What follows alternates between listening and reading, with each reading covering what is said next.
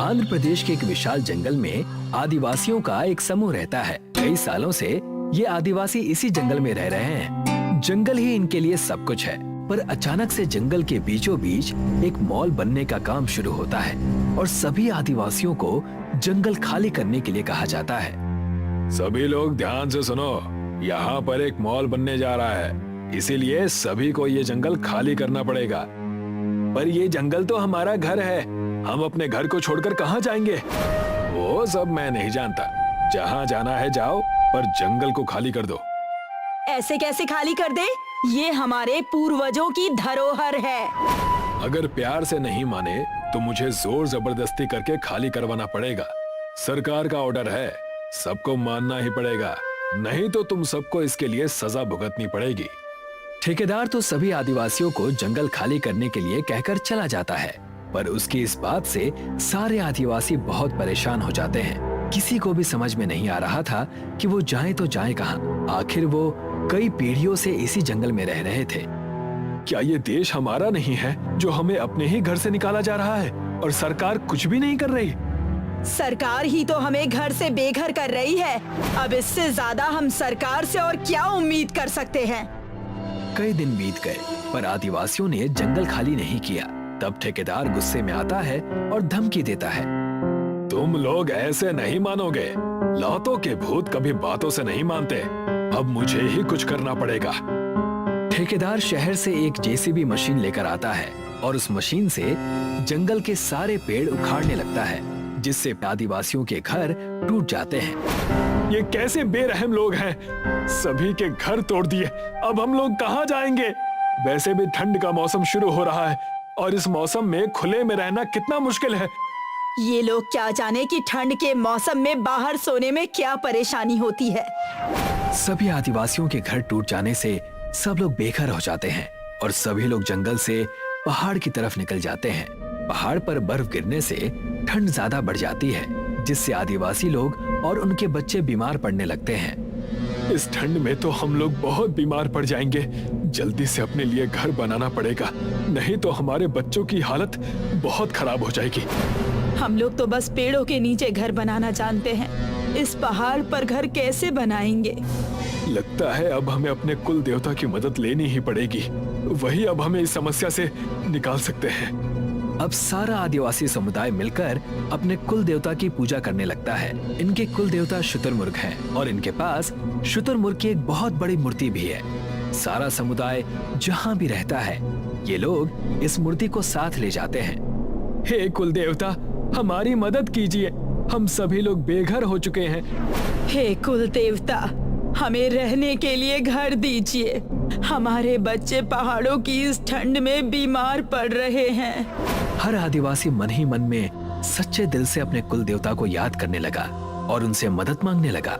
सभी आदिवासियों की गुहार सुनकर उनके कुल देवता शुतुरमुर्ग मूर्ति से बाहर प्रकट होते हैं। तुम सभी के साथ बहुत अन्याय हुआ है, तुम लोगों से तुम्हारा घर छीन लिया गया, इसीलिए मैं यहाँ तुम्हारी मदद करने के लिए आया हूँ। शुतुरमुर्ग अपने जादू से एक बहुत बड़ा अंडा निकालते हैं, जो कि एक बड़े शानदार महल से भी बड़ा होता है। ये मेरा जादुई अंडा है, तुम सभी इसके अंदर रह सकते हो और भूख लगने पर तुम इसमें रखा खाना भी खा सकते हो। साथ ही ये जादुई अंडा तुम सभी को गर्मी, बरसात, ठंड और बाकी सभी आपदाओं से भी बचाएगा। हे कुल देवता, हम सभी आदिवासी इस जादुई अंडे के घर के लिए आपके आभारी हैं। हे कुल देवता, आपकी जय हो। आपने हम सभी आदिवासियों को एक नया घर देकर सभी लोगों को फिर से एकजुट कर दिया है। हम सभी इसके लिए आपको कोटि कोटि प्रणाम करते हैं। सभी आदिवासी अपने कुल देवता को प्रणाम करते हैं और उनके कुल देवता सभी को आशीर्वाद देकर वहां से अदृश्य हो जाते हैं। अब सभी आदिवासी कुल देवता के आशीर्वाद स्वरूप दिए हुए अंडे में चले जाते हैं। ये घर तो किसी राजा के महल से भी बड़ा है। इतने बड़े घर में तो हम सभी लोग मिलकर एक साथ रह सकते हैं। जादुई अंडे के घर में एक अलग ही चमक दिखाई दे रही थी। आदिवासी लोग भूख लगने पर यहाँ रखा हुआ खाना खाते। यहाँ पर हर किसी की पसंद के हिसाब से अलग अलग तरह के खाने पीने की चीजें थीं। मुझे तो ऐसा लग रहा है कि ये कोई घर नहीं स्वर्ग है। हमें जिन चीजों की आवश्यकता है वो हर चीज यहाँ पर है। खाने के लिए खाना, सोने के लिए गद्दे और बिस्तर, और बच्चों की पढ़ाई के लिए किताबें भी हैं। सभी आदिवासी बहुत ही आनंद के साथ जादुई अंडे के घर में अपना जीवन बिता रहे थे। तभी अचानक से एक दिन जादुई अंडे का घर जोर जोर से हिलने लगता है तेज तूफान आ रहा है। जल्दी से सभी लोगों को घर के अंदर लाना होगा। कुछ आदिवासी जादुई अंडे के घर से निकलकर बाहर जाते हैं तो देखते हैं कि बाहर बहुत तेज तूफान आ रहा है। आदिवासी सबसे पहले बच्चों को घर के अंदर लेकर जाते हैं। चलो बच्चों, जल्दी से घर के अंदर चलो, जाओ, नहीं तो ये तूफान तुम्हें नुकसान पहुंचा सकता है। सभी बच्चे जल्द से जल्द अंडे के घर के अंदर सुरक्षित चले जाते हैं और आदिवासी भी उनके पीछे अंडे के घर के अंदर जाने लगते हैं। तभी उन्हें किसी के चिल्लाने की आवाज सुनाई देती है। बचाओ, बचाओ, कोई है? प्लीज कोई हमें यहाँ से निकालो। आदिवासी देखता है कि तूफान के कारण मॉल पूरा टूट गया है और सभी लोग उसके नीचे दब गए हैं। आदिवासी तूफान में अपनी जान को जोखिम में डालकर उन लोगों को बचाने के लिए जाता है। चिंता मत करो, मैं तुम सभी को यहाँ से बचा कर ले जाऊंगा। तुम सभी लोग अपना हाथ आगे बढ़ाओ। यहाँ देखो, मैं यहाँ फंसा हुआ हूँ, पहले मुझे यहाँ से निकालो। मेरे पैर में बहुत दर्द हो रहा है। चिंता मत करो, मैं तुम सबको यहाँ से बचा कर ले जाऊंगा। तुम सभी अपना हाथ आगे बढ़ाओ। संभल कर आना, यहाँ चीजें टूटी हुई हैं, जिससे तुम्हें चोट भी लग सकती है। मेरा पैर कट गया है, तुम ध्यान से आओ। घबराओ नहीं, मुझे इसकी आदत है। वैसे भी हम लोगों को जंगल में रहकर इन सब चीजों की आदत लग जाती है। तब तो ठीक है, पर फिर भी थोड़ा ध्यान रखना, यहाँ कुछ कीलें भी पड़ी हुई हैं। मलबे में फंसे सभी लोग अपना हाथ आगे बढ़ाते हैं और आदिवासी उनको खींचकर मलबे से बाहर निकाल देता है। तभी तूफान और तेज हो जाता है और सभी लोग इसकी चपेट में आ जाते हैं। तब आदिवासी सभी को तूफान से बचाकर जादुई अंडे के घर में ले जाता है। तुम्हारा बहुत बहुत धन्यवाद आदिवासी भाई, आज तुमने हम सबकी जान बचा ली। अगर तुम ना होते तो पता नहीं हमारा क्या हाल होता। ये सब तो मेरा फर्ज था, मैंने तो बस अपना फर्ज निभाया है। हम लोगों ने तुम्हारा घर तोड़ा और तुम सबको बेघर कर दिया, इसके लिए हमें माफ कर दो। तुम्हारी वजह से हमें बहुत सारी परेशानियों का सामना करना पड़ा, पर अब हमारे पास रहने के लिए अच्छा और मजबूत घर है।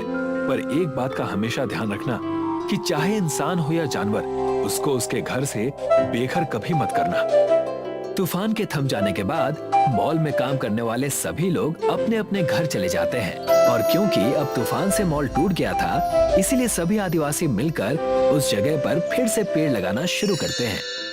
लाजपुर नाम का एक गांव था, जहां राकेश नाम का एक ऑमलेट बेचने वाला रहता था। राकेश अपने ठेले पर ऑमलेट और उबले हुए अंडे बेचता था। राकेश की गोल मटोल आकृति और अंडे का धंधा होने के कारण गांव के लोग उसे मजाक में अंडा कहकर बुलाते थे। अंडा भैया, जरा 2 ऑमलेट और 2 उबले हुए अंडे लगा देना। धर्मपाल भाई, बस अभी 2 मिनट में लगाता हूँ। ये बताओ, तुम्हारी बहू की तबीयत अब कैसी है? बुखार उतर गया या नहीं? हाँ, पिछले कुछ दिनों से थोड़ा आराम तो है। मुझे तो ये भी नहीं पता कि असलियत में बीमार है या बीमारी का नाटक कर रही है। इन पत्नियों का कोई भरोसा नहीं अंडा भाई। राकेश के मिलनसार व्यवहार के कारण लोग उसकी दुकान पर अंडे खाना पसंद करते थे। राकेश ठंडी के दिनों में अच्छी कमाई कर लेता था। रात में घर लौटने से पहले वह अपनी पत्नी के लिए एक विशेष ऑमलेट जरूर बनाता था। नंदिनी, लो, सबसे अंत में प्यार से बनाया गया ऑमलेट सिर्फ तुम्हारे लिए। थैंक यू अंडा जी। अब कम से कम तुम तो मेरे नाम का मजाक मत बनाओ। ज्यादा अमीर ना होते हुए भी राकेश खुशहाल जीवन बिताता था। राकेश के पड़ोस में पंकज नाम का एक चाट बेचने वाला रहता था। पंकज बहुत आलसी था। किसी दिन चाट का ठेला लगा लेता तो किसी दिन पड़ा पड़ा सोता रहता। उसकी पत्नी उसे लात मार मार कर जगाती थी। अरे ओ राजकुमार, उठ जाओ, आज घर में खाने को कुछ नहीं है। अगर मुझे पता होता कि तुम इतने आलसी हो तो कभी मैं तुमसे शादी नहीं करती। पंकज अगर नहीं उठता तो उसकी पत्नी उसके मुंह पर भैंस का गोबर डाल देती थी, क्योंकि मुंह धोने के बहाने तो तुम उठ भी जाओगे, वैसे तो उठने वाले नहीं हो। जरा अपने पड़ोसी अंडा भैया को देखो, मात्र ऑमलेट बेच बेच कर ही घर संभलवा लिया।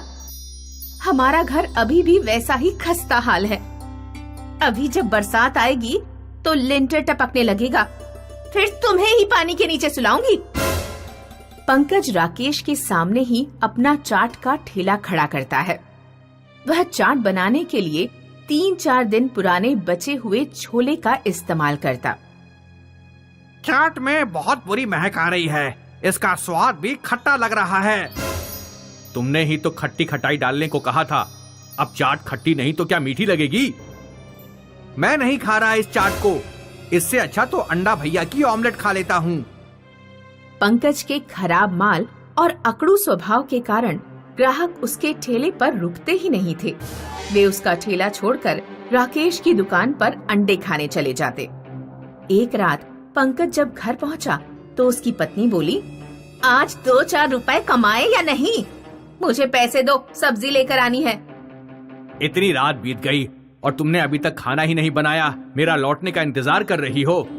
जब सब्जी ही नहीं थी तो खाना किस चीज से बनाती? पैसे दो। मेरे पास पैसे नहीं हैं। पंकज की पत्नी गुस्से में घर छोड़कर चली जाती है। ये सब उस अंडे की वजह से हो रहा है। अगर वो मेरा पड़ोसी ना होता और मेरे सामने अपना ठेला ना लगा रहा होता तो ग्राहक मजबूरी में मेरी चाट खाते, चाहे मैं कितना भी पुराना माल इस्तेमाल करता।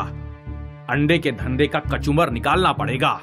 एक रात जब राकेश और उसकी पत्नी शादी में गए हुए थे तो पंकज उनके घर में घुस गया।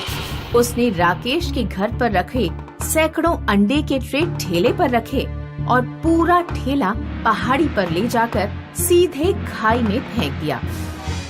राकेश अगले दिन जब शादी से लौटा तो उसने देखा कि सारा माल और ठेला गायब है। राकेश और उसकी पत्नी ने सोचा कि उनके घर डाका पड़ गया। दोनों बेचारे पूरे दिन दरवाजे पर बैठकर रोते रहे। सुनिए जी, इस तरह हाथ पर हाथ रखकर बैठे रहने से कुछ नहीं होगा। चलिए चलकर ठेला ढूंढते हैं, क्या पता कहीं कोई सुराग या निशानी मिल जाए। दोनों लोग माल और ठेले की तलाश में इधर उधर भटकने लगे। वे रात होने पर भी गांव में भटकते रहे, लेकिन उन्हें कुछ भी नहीं मिला। आखिरकार जब वे निराश होकर घर लौट रहे थे तो उन्हें जंगल से ऐसी आवाज आई कि जैसे कोई बड़ा पत्थर जमीन पर गिर गया हो। दोनों जंगल में गए तो उन्होंने देखा कि एक विशाल अंडा कहीं से जमीन पर गिरा है। इतना बड़ा अंडा तो मैंने आज तक नहीं देखा। इसके आकार को देखकर लगता है कि ये किसी बहुत बड़ी मुर्गी का अंडा है। राकेश ने एक बड़ी सी ट्रॉली का इंतजाम किया और अंडे को अपने घर ले आया। अंडा तो हम ले आए, लेकिन इतने बड़े अंडे का इस्तेमाल क्या होगा? अगर इसे तोड़ा गया तो इसका सारा तरल बाहर निकल आएगा। इसे पूरा तोड़ना बेवकूफी होगी। राकेश सीढ़ी से अंडे के ऊपर चढ़ा और उसने छेनी और हथौड़े से अंडे में एक छोटा सा छेद किया। अंडे में छेद होते ही उसका तरल फव्वारे की तरह बाहर निकलने लगा। राकेश ने अंडे पर एक पाइप और टंकी लगा दी।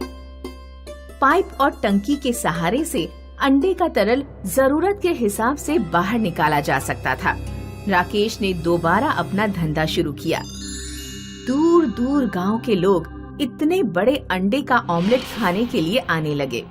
राकेश का मुनाफा पहले से भी 2 गुना हो गया। लोग अंडा खाने नहीं बल्कि देखने भी आते थे। उधर पंकज राकेश की बढ़ती कमाई देखकर जलकर राख हो जा रहा था।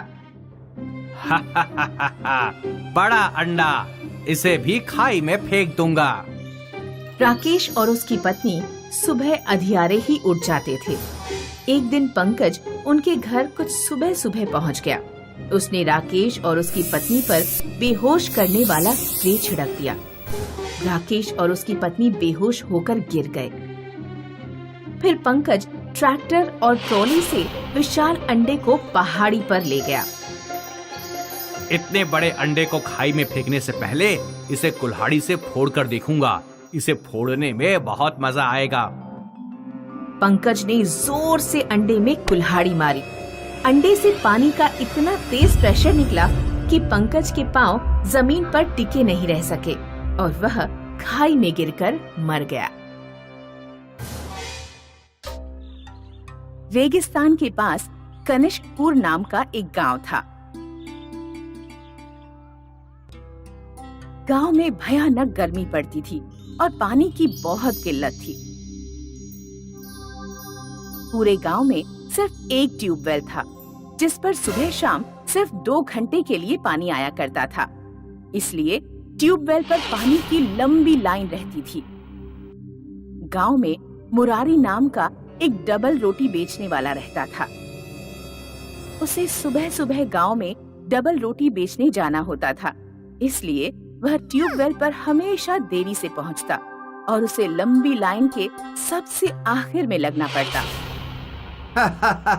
लो देखो गांव वालों, मुरारी आज फिर से सबसे देर से आया है। इसका नंबर आने तक ट्यूबवेल में पानी आना भी बंद हो जाएगा।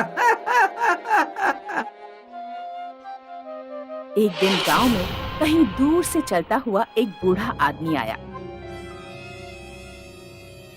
उसके सफेद बाल और चेहरे की झुर्रियां बता रही थी कि उसकी उम्र 100 से ऊपर है। बूढ़ा आदमी पसीने से तरबतर और गर्मी से बेहाल था। उसने ट्यूबवेल पर लाइन में खड़े लोगों को देखा। गांव का एक आदमी ट्यूबवेल से मटका भरकर ला रहा था। बूढ़े आदमी ने उससे पानी मांगा। बेटा, जरा 2 घूंट पानी पिला दोगे? बहुत प्यास लग रही है। नहीं बाबा, मैं सुबह 4 बजे से लाइन में लगा हूँ। बड़ी मुश्किल से पानी मिल पाया है। मेरे घर पर सब प्यासे हैं। बूढ़े आदमी ने दूसरे आदमी से पानी मांगा। उसने भी पानी देने से इनकार कर दिया। जितने भी लोग ट्यूबवेल से पानी का मटका भरकर लाते, बूढ़ा आदमी उनसे पानी मांगता, लेकिन सभी ने बूढ़े आदमी को पानी की किल्लत के बारे में बताया और पानी देने से इनकार कर दिया। मुरारी की हमेशा की तरह सबसे अंत में ट्यूबवेल पर पानी भरने की बारी आई। मुरारी का मटका 1/3 ही भर पाया कि तभी ट्यूबवेल का पानी चला गया। लगता है आज इतने से ही संतुष्टि करनी पड़ेगी। मुरारी जब मटका लेकर लौटने लगा तो बूढ़े आदमी ने उससे भी पानी मांगा। बेटा, क्या 2 घूंट पानी पिला दोगे? बहुत प्यास लग रही है। मुरारी ने बूढ़े की आंखों में देखा तो उसे दया आ गई। उसने अपना घड़ा बूढ़े को दे दिया। बूढ़े आदमी ने घड़े से पानी अपने मुंह में डाला और वह सारा पानी पी गया। बूढ़े ने मुरारी को खाली घड़ा पकड़ाया, ढेर सारी दुआएं दी और चला गया। मुरारी जब घर पहुंचा तो उसकी पत्नी बोली, पानी इधर ले आओ, मुझे सब्जी बनानी है। आज पानी नहीं है। मुरारी ने पत्नी को सारी बात बताई। गांव वाले ठीक कहते हैं, तुम वास्तव में महामूर्ख हो। सारा पानी उस बूढ़े को दे आए, अब मैं सब्जी कैसे बनाऊं? वो बहुत प्यासा था। अगर मैं उसे पानी नहीं देता तो मैं खुद को माफ नहीं कर पाता। आज सब्जी रहने दो, सलाद खाकर ही काम चला लेंगे। अगले दिन मुरारी मटका लेकर ट्यूबवेल पहुंचा। सब लोग पानी लेकर जा चुके थे। मुरारी ने हमेशा की तरह सबसे अंत में पानी भरा। मुरारी के मटके में ट्यूबवेल से पानी की जगह सोना गिरने लगा। उसका पूरा मटका सोने से भर गया। मुरारी मटका लेकर भागता हुआ घर पहुंचा। उसकी पत्नी भी दौड़ती हुई उसकी तरफ चली आ रही थी। मुझे तुम्हें कुछ दिखाना है। ये देखो, ट्यूबवेल ने मेरा घड़ा सोने से भर दिया। मैं भी तुम्हें कुछ दिखाना चाहती हूँ, घर चलो। मुरारी ने देखा कि उसके घर पर रखे सारे खाली घड़े पानी से भर चुके हैं। मुरारी समझ गया कि यह सब उस बूढ़े आदमी के आशीर्वाद से हुआ है। पानी और धन संपत्ति को हम अकेले नहीं रखेंगे, इसे हम दूसरों को भी बांटेंगे। मुरारी ने गांव के लोगों को अपना पानी बांटा और गरीब लोगों को कुछ सोना भी दिया।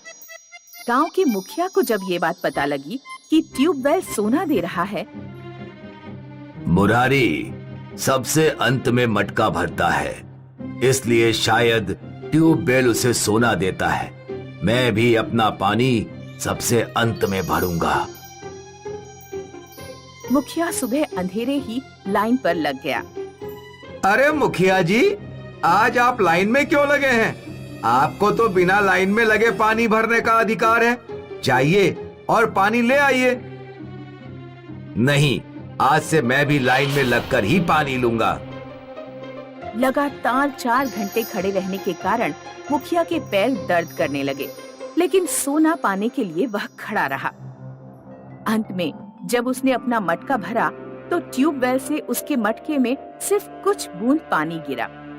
सोना कहाँ है? इतनी देर में लाइन में खड़ा रहा सिर्फ इसलिए कि मुझे सोना मिल सके, और इस ट्यूबवेल ने मुझे सिर्फ पानी की कुछ बूंदें दी। लगता है ट्यूबवेल में कोई जादू नहीं, जादू जरूर मुरारी के मटके में होगा। मुखिया मुरारी के घर गया और मुरारी से बोला, अरे मुरारी भाई, सब ठीक ठाक तो है? हाँ चाचा, आपकी दुआ से सब कुछ अच्छा है।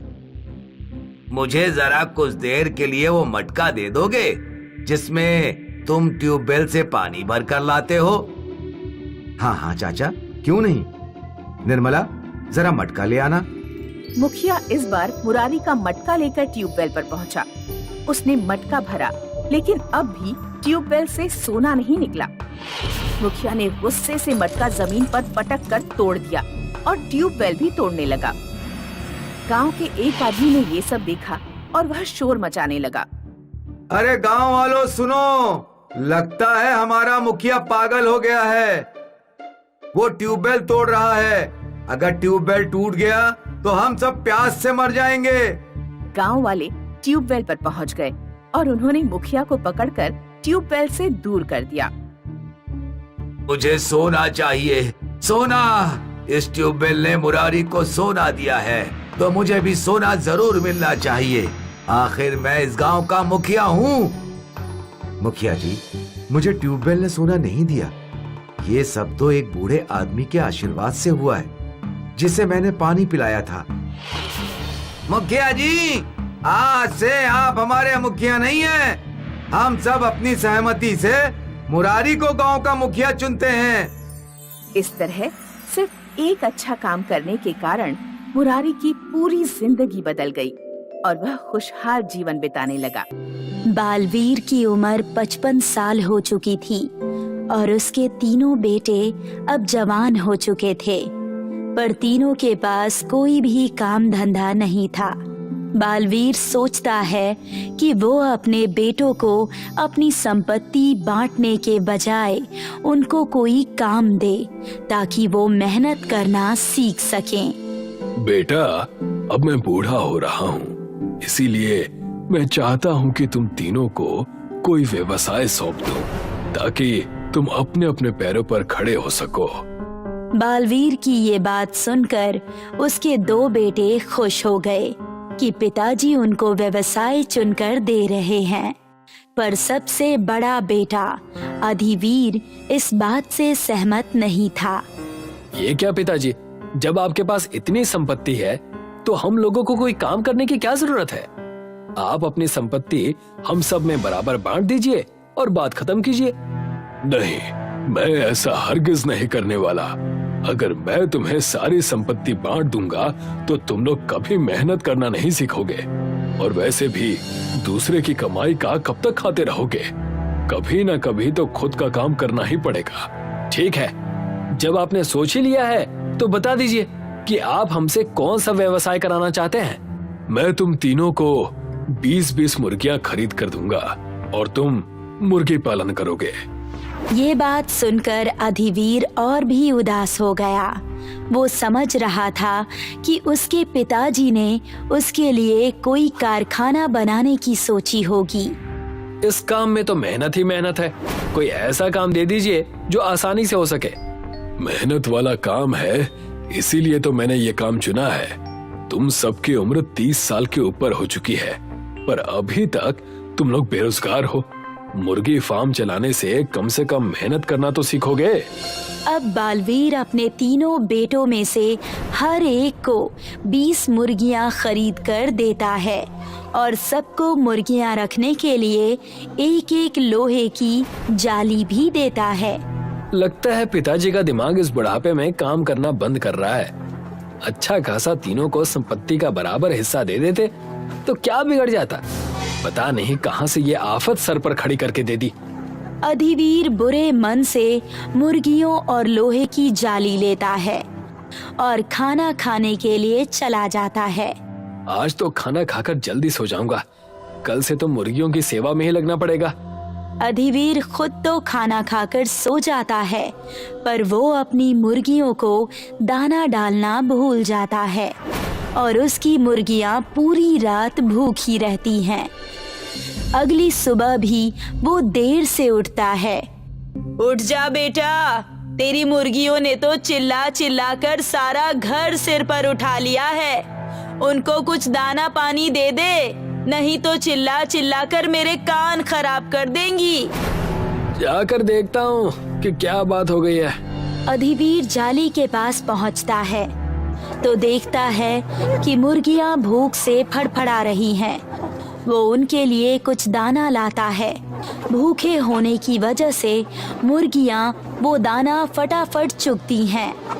पता नहीं किस जन्म से भूखी है, एक ही झटके में इतना दाना खत्म कर दिया। यही हाल रहा तो ये मुर्गियां मुझे जल्दी ही कंगाल कर देंगी। अधिवीर के दोनों भाई अपनी मुर्गियों को समय समय पर दाना और पानी देते हैं, जिससे उनकी मुर्गियां हर दिन अंडे देने लगती है। पर अधिवीर की मुर्गियां सही खान पान न होने की वजह से सप्ताह में एक ही दिन अंडा देती हैं। पिताजी ने भी मेरे साथ धोखा कर दिया।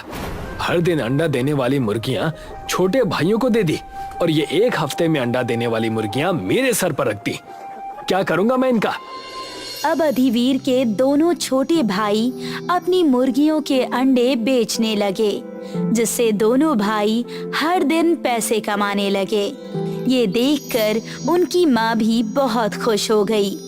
इन्होंने अच्छा दिमाग लगाया। घर में बेकार बैठे लड़कों को मेहनत वाला काम भी मिल गया और वो अच्छे पैसे भी कमाने लगे हैं। मेहनत की मेहनत और कमाई की कमाई।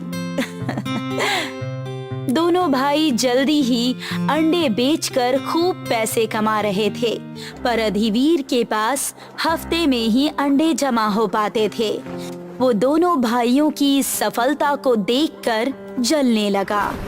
मेरी मुर्गियां अंडे नहीं दे रही हैं। जरूर इसमें छोटे भाइयों का कुछ झोल है, पर मैं भी कम नहीं हूँ। आज रात सारी बाजी ही पलट दूंगा। जैसी ही रात होती है और सभी लोग खाना खाकर सो जाते हैं, यही सही समय है। अब दिखाता हूँ मैं अपना कर्तव्य। अधिवीर अपने हिस्से की 10 मुर्गियां एक भाई की जाली में रखता है और वहां से हर दिन अंडा देने वाली 10 मुर्गियों को अपनी जाली में ले आता है।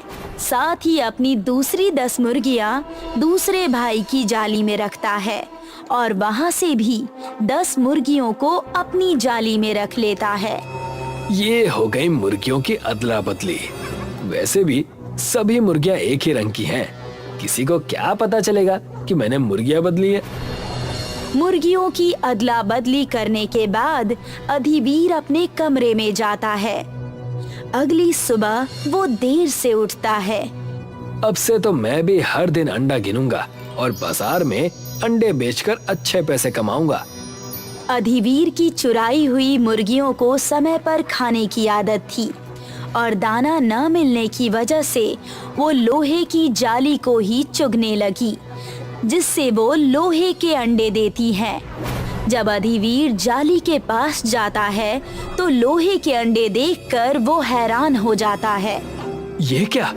ये मुर्गियां तो लोहे के अंडे दे रही हैं।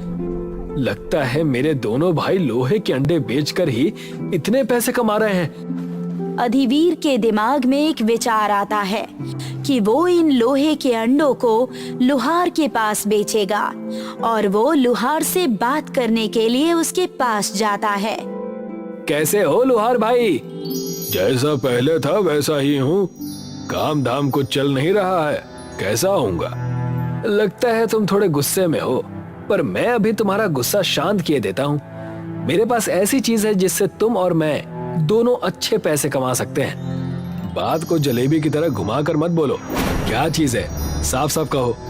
मेरे पास 20 मुर्गियां हैं जो लोहे के अंडे देती हैं। तुम उन लोहे के अंडों को पिघलाकर लोहा बेचो और जो पैसे कमाओ उसका आधा हिस्सा मुझे दे दो।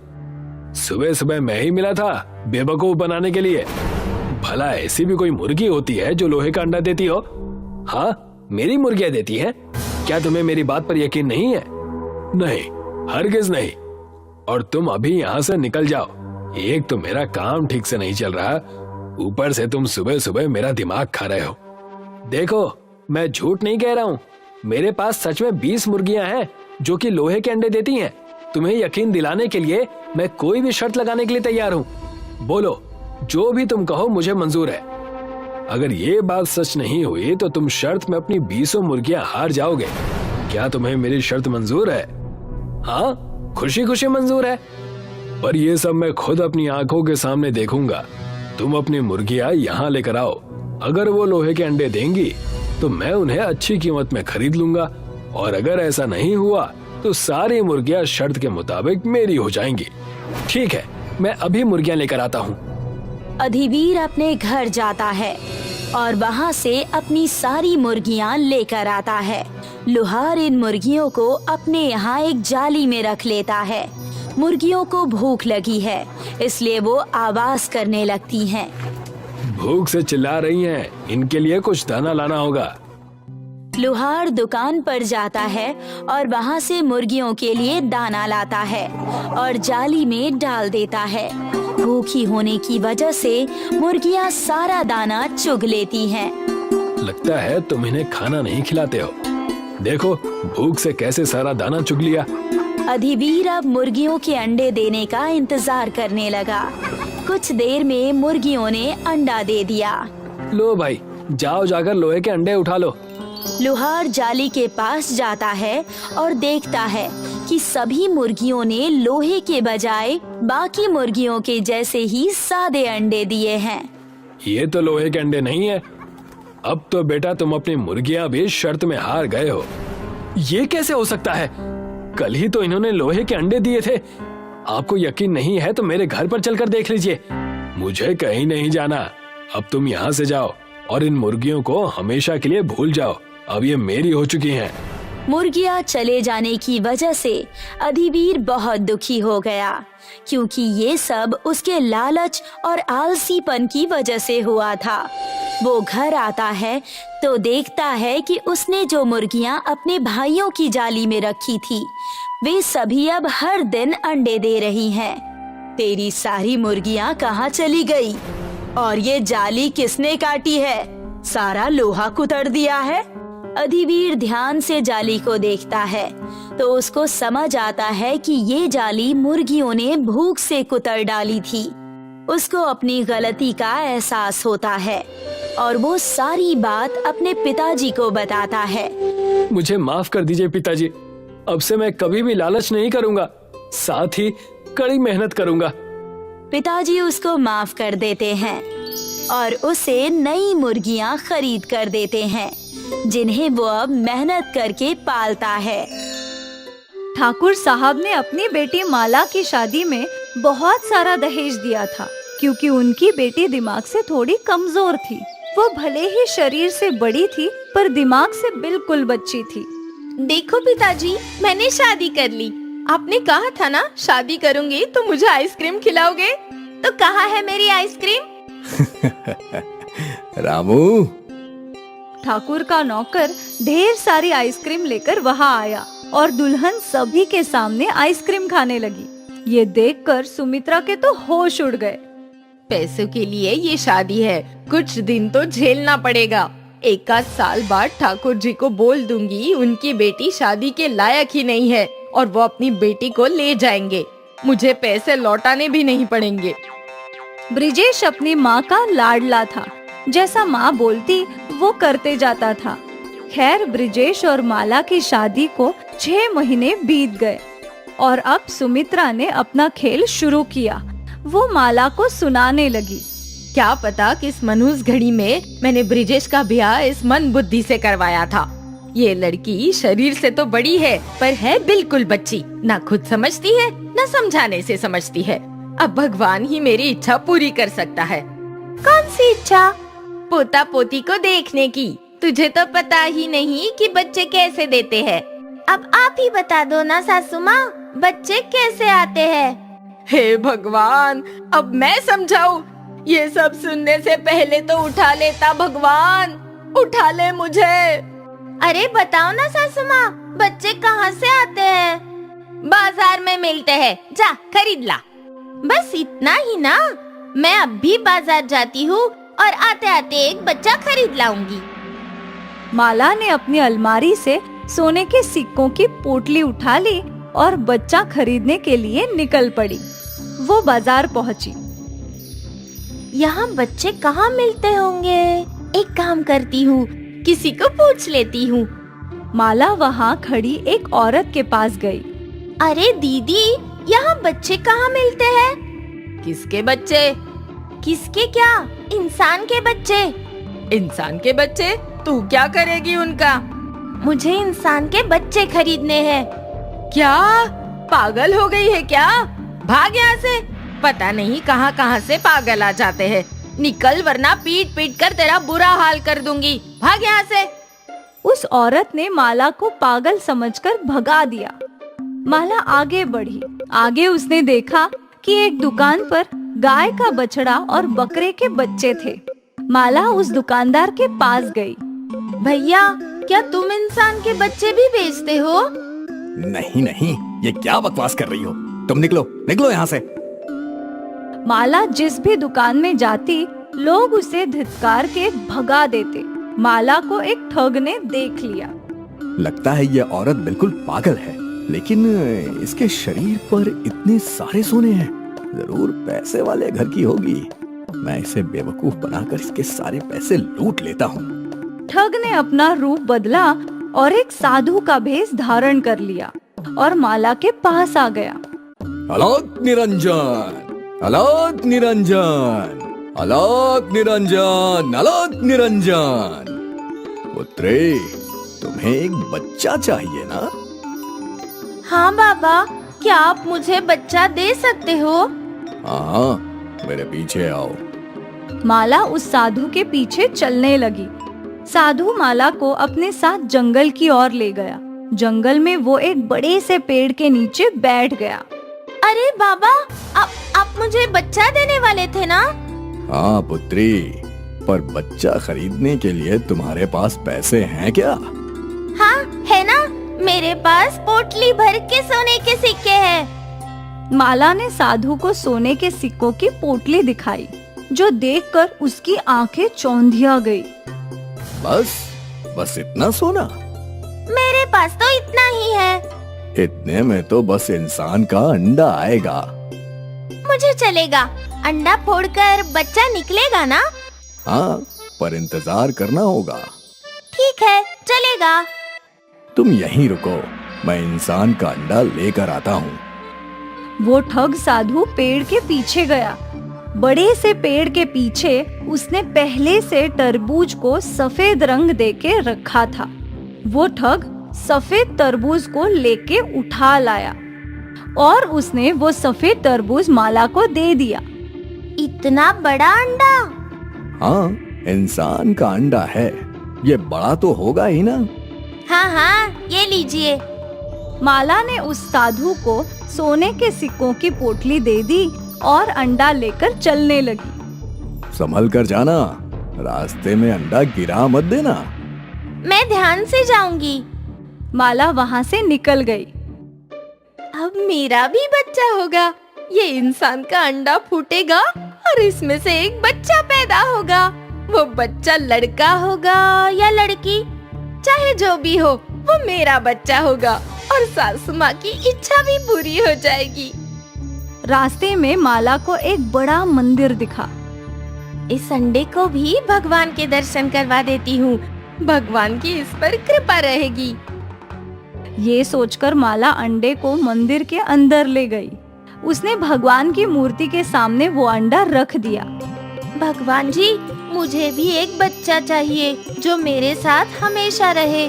सब कहते हैं मैं पगली हूँ और कोई भी मुझसे बात तक नहीं करता। आप इस अंडे का ख्याल रखना।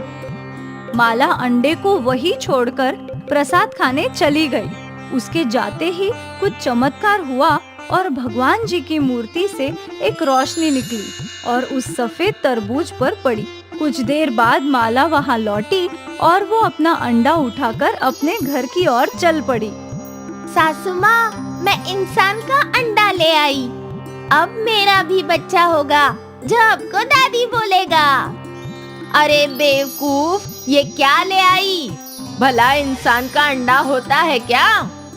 होता है। मुझे एक अंडा एक साधु बाबा ने दिया है और बोला है इसका ख्याल रखना। पागल कहीं की, चल ठाकुर साहब को तेरा कारनामा दिखाता हूँ। सुमित्रा और ब्रिजेश माला और उसके अंडे को ठाकुर साहेब के पास ले आए। आप ही देखिए क्या कारनामा करके आई है आपकी बेटी। बच्चे के लिए कह रही थी, अब ये इंसान का अंडा लेकर आई है। बोलती है इसमें से बच्चा निकलेगा। ठाकुर साहेब शर्मिंदा थे। बेटा ये क्या है? इंसान अंडे से थोड़ी ना निकलता है। पिताजी, निकलेगा। इस अंडे में से बच्चा जरूर निकलेगा। ऐसा कैसे हो सकता है? होगा। ये अंडा फूटेगा और इसमें से बच्चा निकलेगा, मेरा बच्चा। माला ऐसा बोल ही रही थी कि अचानक अंडे में दरार आ गई और अंडा फूट गया और तेज रोशनी के साथ बच्चे के रोने की आवाज सुनाई देने लगी।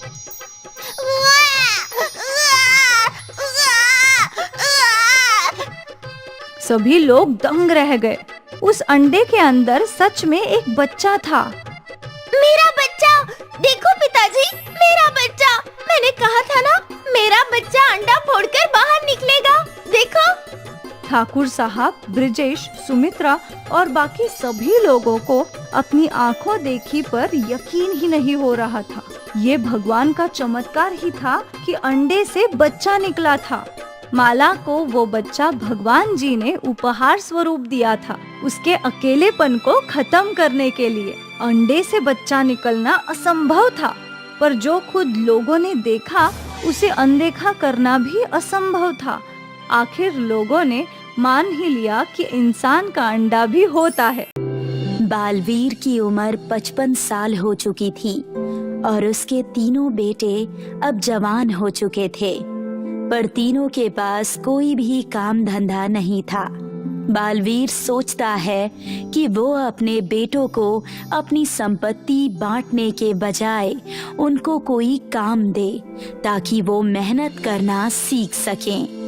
बेटा, अब मैं बूढ़ा हो रहा हूँ, इसीलिए मैं चाहता हूँ कि तुम तीनों को कोई व्यवसाय सौंप दो ताकि तुम अपने अपने पैरों पर खड़े हो सको।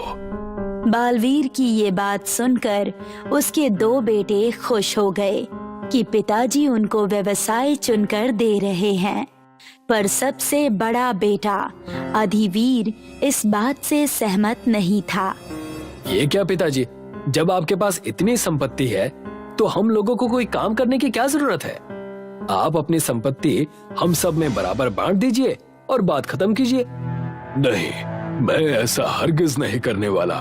अगर मैं तुम्हें सारी संपत्ति बांट दूंगा तो तुम लोग कभी मेहनत करना नहीं सीखोगे, और वैसे भी दूसरे की कमाई का कब तक खाते रहोगे?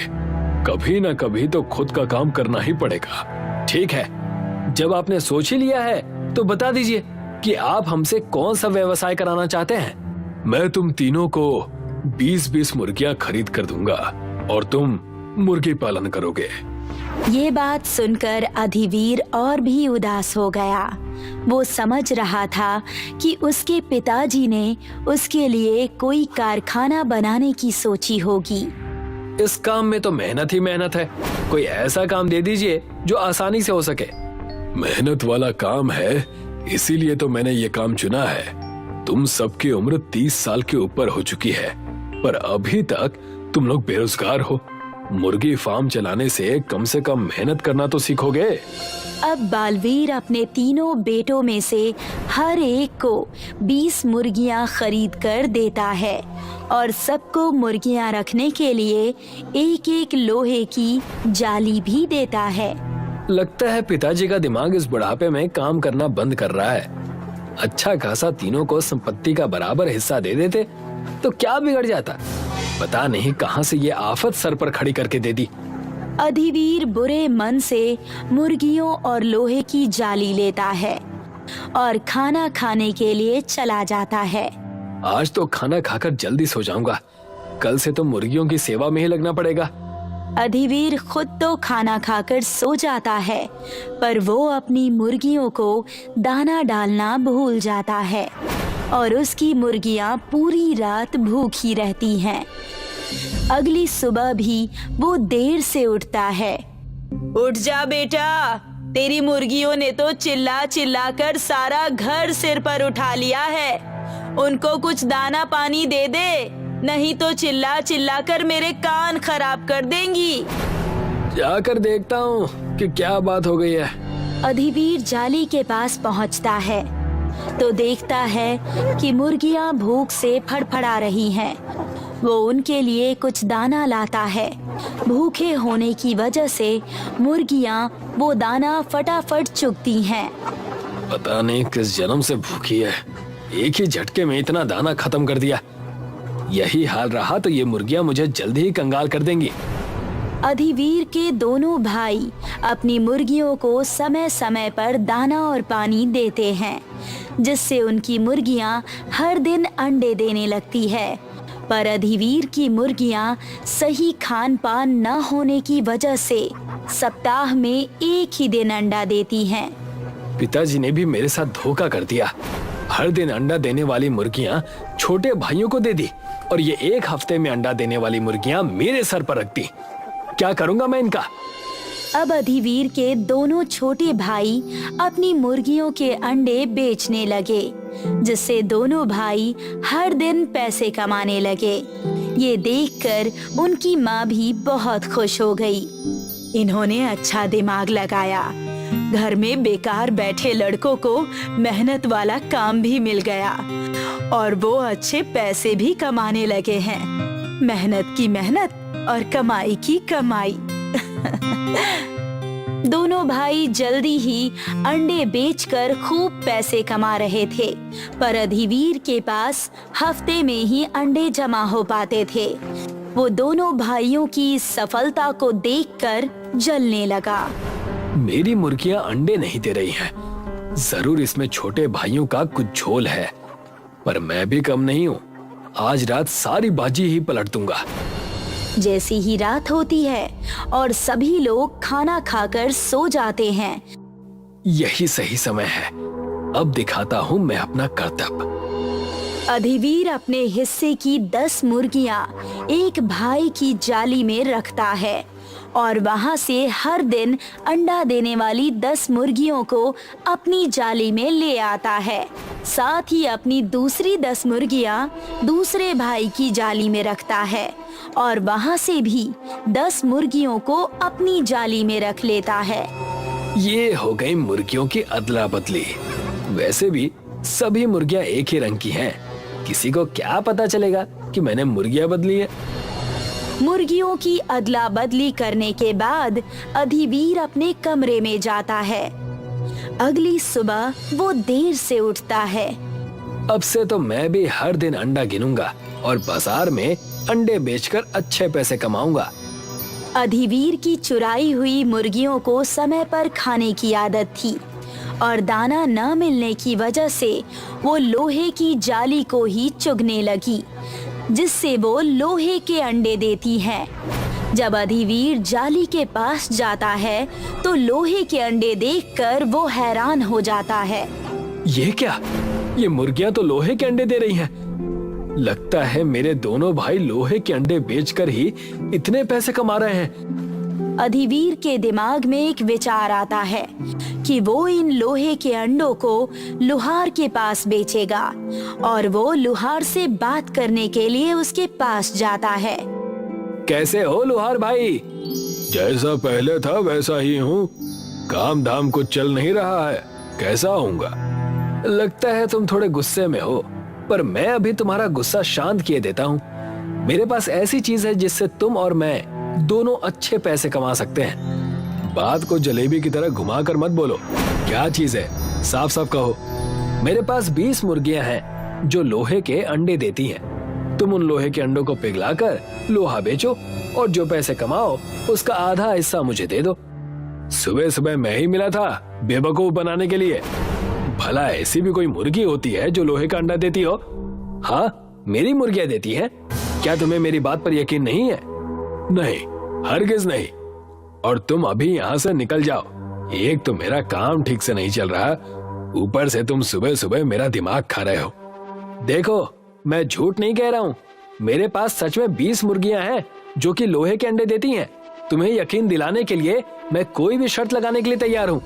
बोलो, जो भी तुम कहो मुझे मंजूर है। अगर ये बात सच नहीं हुई तो तुम शर्त में अपनी 20 मुर्गियां हार जाओगे। क्या तुम्हें मेरी शर्त मंजूर है? हाँ, खुशी खुशी मंजूर है। पर ये सब मैं खुद अपनी आंखों के सामने देखूंगा। तुम अपनी मुर्गियां यहाँ लेकर आओ। अगर वो लोहे के अंडे देंगी तो मैं उन्हें अच्छी कीमत में खरीद लूंगा, और अगर ऐसा नहीं हुआ तो सारी मुर्गियां शर्त के मुताबिक मेरी हो जाएंगी। ठीक है, मैं अभी मुर्गियां लेकर आता हूँ। अधिवीर अपने घर जाता है और वहाँ से अपनी सारी मुर्गियाँ लेकर आता है। लुहार इन मुर्गियों को अपने यहाँ एक जाली में रख लेता है। मुर्गियों को भूख लगी है, इसलिए वो आवाज करने लगती हैं। भूख से चिल्ला रही हैं, इनके लिए कुछ दाना लाना होगा। लुहार दुकान पर जाता है और वहाँ से मुर्गियों के लिए दाना लाता है और जाली में डाल देता है। भूखी होने की वजह से मुर्गियाँ सारा दाना चुग लेती हैं। लगता है तुम इन्हें खाना नहीं खिलाते हो। देखो, भूख से कैसे सारा दाना चुग लिया।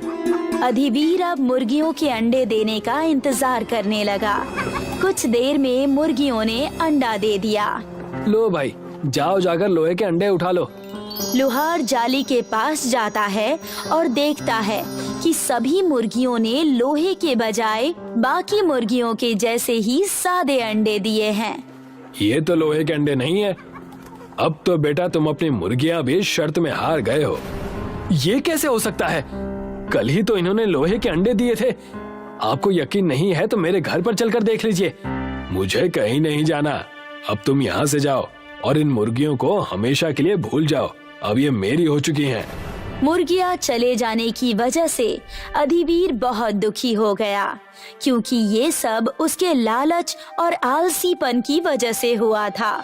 वो घर आता है तो देखता है कि उसने जो मुर्गियाँ अपने भाइयों की जाली में रखी थी, वे सभी अब हर दिन अंडे दे रही हैं। तेरी सारी मुर्गियाँ कहाँ चली गई? और ये जाली किसने काटी है? सारा लोहा कुतर दिया है। अधिवीर ध्यान से जाली को देखता है तो उसको समझ आता है कि ये जाली मुर्गियों ने भूख से कुतर डाली थी। उसको अपनी गलती का एहसास होता है और वो सारी बात अपने पिताजी को बताता है। मुझे माफ कर दीजिए पिताजी।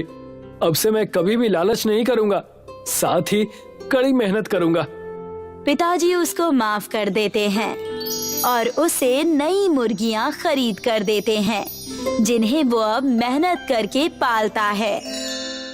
ठाकुर साहब ने अपनी बेटी माला की शादी में बहुत सारा दहेज दिया था, क्योंकि उनकी बेटी दिमाग से थोड़ी कमजोर थी। वो भले ही शरीर से बड़ी थी, पर दिमाग से बिल्कुल बच्ची थी। देखो पिताजी, मैंने शादी कर ली। आपने कहा था ना शादी करूंगी तो मुझे आइसक्रीम खिलाओगे, तो कहाँ है मेरी आइसक्रीम? रामू, ठाकुर का नौकर ढेर सारी आइसक्रीम लेकर वहाँ आया और दुल्हन सभी के सामने आइसक्रीम खाने लगी। ये देखकर सुमित्रा के तो होश उड़ गए। पैसों के लिए ये शादी है, कुछ दिन तो झेलना पड़ेगा। 1 आध साल बाद ठाकुर जी को बोल दूंगी उनकी बेटी शादी के लायक ही नहीं है और वो अपनी बेटी को ले जाएंगे। मुझे पैसे लौटाने भी नहीं पड़ेंगे। ब्रिजेश अपनी माँ का लाडला था। जैसा माँ बोलती वो करते जाता था। खैर, ब्रिजेश और माला की शादी को 6 महीने बीत गए और अब सुमित्रा ने अपना खेल शुरू किया। वो माला को सुनाने लगी। क्या पता किस मनहूस घड़ी में मैंने ब्रिजेश का ब्याह इस मन बुद्धि से करवाया था। ये लड़की शरीर से तो बड़ी है पर है बिल्कुल बच्ची, ना खुद समझती है ना समझाने से समझती है। अब भगवान ही मेरी इच्छा पूरी कर सकता है। कौन सी इच्छा? पोता पोती को देखने की। तुझे तो पता ही नहीं कि बच्चे कैसे देते हैं। अब आप ही बता दो ना सासू माँ, बच्चे कैसे आते हैं? हे भगवान, अब मैं समझाऊं? ये सब सुनने से पहले तो उठा लेता भगवान, उठा ले मुझे। अरे बताओ ना सासू माँ, बच्चे कहाँ से आते हैं? बाजार में मिलते हैं, जा खरीद ला। बस इतना ही ना? मैं अब भी बाजार जाती हूँ और आते आते एक बच्चा खरीद लाऊंगी। माला ने अपनी अलमारी से सोने के सिक्कों की पोटली उठा ली और बच्चा खरीदने के लिए निकल पड़ी। वो बाजार पहुंची। यहाँ बच्चे कहाँ मिलते होंगे? एक काम करती हूँ, किसी को पूछ लेती हूँ। माला वहाँ खड़ी एक औरत के पास गई। अरे दीदी, यहाँ बच्चे कहाँ मिलते हैं? किसके बच्चे? किसके क्या? इंसान के बच्चे। इंसान के बच्चे? तू क्या करेगी उनका? मुझे इंसान के बच्चे खरीदने हैं। क्या पागल हो गई है क्या? भाग यहाँ से। पता नहीं कहाँ कहाँ से पागल आ जाते हैं। निकल वरना पीट पीट कर तेरा बुरा हाल कर दूंगी। भाग यहाँ से। उस औरत ने माला को पागल समझकर भगा दिया। माला आगे बढ़ी। आगे उसने देखा कि एक दुकान पर गाय का बछड़ा और बकरे के बच्चे थे। माला उस दुकानदार के पास गई। भैया, क्या तुम इंसान के बच्चे भी बेचते हो? नहीं नहीं, ये क्या बकवास कर रही हो? तुम निकलो निकलो यहाँ से। माला जिस भी दुकान में जाती, लोग उसे धिक्कार के भगा देते। माला को एक ठग ने देख लिया। लगता है ये औरत बिल्कुल पागल है, लेकिन इसके शरीर पर इतने सारे सोने हैं, जरूर पैसे वाले घर की होगी। मैं इसे बेवकूफ बनाकर इसके सारे पैसे लूट लेता हूँ। ठग ने अपना रूप बदला और एक साधु का भेष धारण कर लिया और माला के पास आ गया। अलौक निरंजन, अलौक निरंजन, अलौक निरंजन, अलौक निरंजन। पुत्री, तुम्हें एक बच्चा चाहिए ना? हाँ बाबा, क्या आप मुझे बच्चा दे सकते हो? हाँ, मेरे पीछे आओ। माला उस साधु के पीछे चलने लगी। साधु माला को अपने साथ जंगल की ओर ले गया। जंगल में वो एक बड़े से पेड़ के नीचे बैठ गया। अरे बाबा, आप मुझे बच्चा देने वाले थे ना? हाँ पुत्री, पर बच्चा खरीदने के लिए तुम्हारे पास पैसे हैं क्या? हाँ है ना, मेरे पास पोटली भर के सोने के सिक्के हैं। माला ने साधु को सोने के सिक्कों की पोटली दिखाई, जो देखकर उसकी आंखें चौंधिया गई। बस इतना सोना? मेरे पास तो इतना ही है। इतने में तो बस इंसान का अंडा आएगा। मुझे चलेगा, अंडा फोड़कर बच्चा निकलेगा ना? हाँ, पर इंतजार करना होगा। ठीक है, चलेगा। तुम यहीं रुको, मैं इंसान का अंडा लेकर आता हूँ।